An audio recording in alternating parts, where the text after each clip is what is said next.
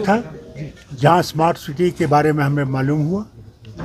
अल्लाह का करम है, काफ़ी काम हो चुका है, जो बाकी है वो भी इंशाअल्लाह आहिस्ता आहिस्ता पूरा होगा। सर, कश्मीर में जिस तरीके से हालात बन रहे हैं और अभी हमने राजौरी में कुछ देखा या फिर बारामूला में जिस तरीके से एसएसपी को ये मिलिटेंसी का मामला जो है ये ऐसे ख़त्म नहीं होने वाला। जो आसमान से बोल रहे हैं कि मिलिटेंसी ख़त्म हो गई, ये हो गया, वो हो गया, उनसे मैं बार बार ये कहता हूँ ये ख़त्म नहीं होगी जब तक वो माहौल नहीं बनाया जाए जिसमें एक बातचीत का रास्ता निकाला जाए। और उस रास्ते में, और आज वो मुल्क तैयार है बातचीत करने के लिए, उनसे बातचीत करके वो रास्ता निकालना पड़ेगा जिससे ये बंद हो जाए।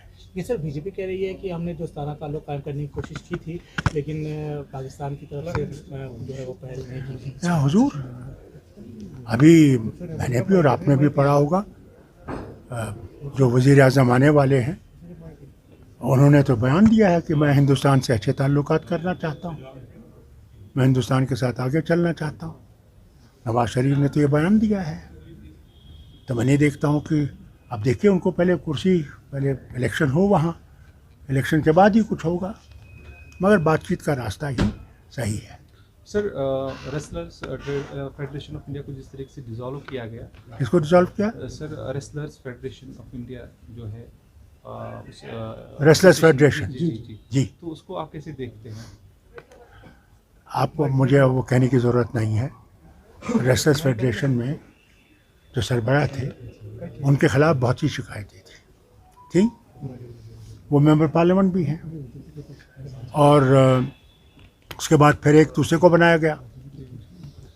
अब इसलिए डिसॉल्व किया गया है बिकॉज आई थिंक दे वो देखना चाहते हैं कि कोई सही आदमी आ सके जो इसमें जो बुराइयां हुई हैं उनको ख़त्म कर सके और रेसलर्स एसोसिएशन एक मजबूत बन सके। सर, बारामूला में जो एसएसपी को जो गोली मार दी गई, आजान रिटायर्ड एसएसपी को जो गोली मार दी गई आजान देने के वक्त में, और जिस तरीके से पुंछ के वाक़यात, देखिए मैं आपसे कहता हूँ ना, मैंने पहले भी आपसे कहा, आपने सुना नहीं, ये एक मिलिटेंसी का हाल है। उन्होंने आज ही नहीं, आपने एसपी साहब का सुना, उसको शहीद कर दिया गया, मगर उससे पहले भी आप देखें, वो था क्रिकेट खेल रहा था यहाँ ईदगाह में, उसको भी मार दिया गया। फिर जो वो एनकाउंटर हुआ था वहाँ कुकरनाग में, वहाँ भी आई थिंक कर्नल मारा गया, उसके साथ पुलिस वाले, वो हमारे वो एसपी मारा, डीएसपी मारा गया, और वो ही ब्लेड टू डेथ। उसने तो अपनी बीवी से भी बात की कि अब मैं मर रहा हूँ, बच्चे का ख्याल रखना, जो अभी पैदा हुआ था। ये हालत है, हम लोग एक मुश्किल दौर से गुज़र रहे हैं, और इस मुश्किल दौर में हम लोगों को ये याद रखना चाहिए जो घटना इस वक्त पुंछ में हुई है वो बहुत ही सख्त है। यानी आप घर से उठा के ले जाते हैं लोगों को और टॉर्चर से उनको मार डालते हैं, तो ये कौन सी इंसानियत है? जिन लोगों ने इसका साथ नहीं दिया है, तो उसमें बीएसएफ का खुद एक संतरी है जिसके भाई को उठा के ले गए, मार डाला। वो तो कहता है साहब मुझे देखिए, मुझे क्या भेजा इतने साल वतन की खिदमत करने के लिए, मेरे भाई को शहीद कर दिया है। इस पर तो तहकीकात होनी चाहिए और उनको सज़ा देनी चाहिए जो उसमें मुलव्वस हैं, क्योंकि अगर आप लोगों का एतमाद खो जाएंगे तो आप मुकाबला नहीं कर सकेंगे। एमपीज़ को डिस्क्वालीफाई किया गया कि हालात यहाँ पे सब नॉर्मल। किसको डिस्क्वालीफाई किया? जो एमपीज़ है उनको डिस्क्वालीफाई। मैं भी उसमें से एक हूँ, मैं भी एक हूँ। काफ़ी ज़्यादा ऐसे पॉलिटिशियंस हम लोगों ने देखिए, हम लोगों ने गुजारिश ये की थी कि जो ब्रीच हुआ है, 2 आदमी आए, उन्होंने हमारे पार्लियामेंट के हॉल में जंप किया और बीजेपी के खिलाफ बोला। उन्होंने कहा साहब हमारी नौकरियां कहाँ हैं, हम लोग मर रहे हैं, हमारे घर वाले मर रहे हैं। मगर वो आए, कैसे आए?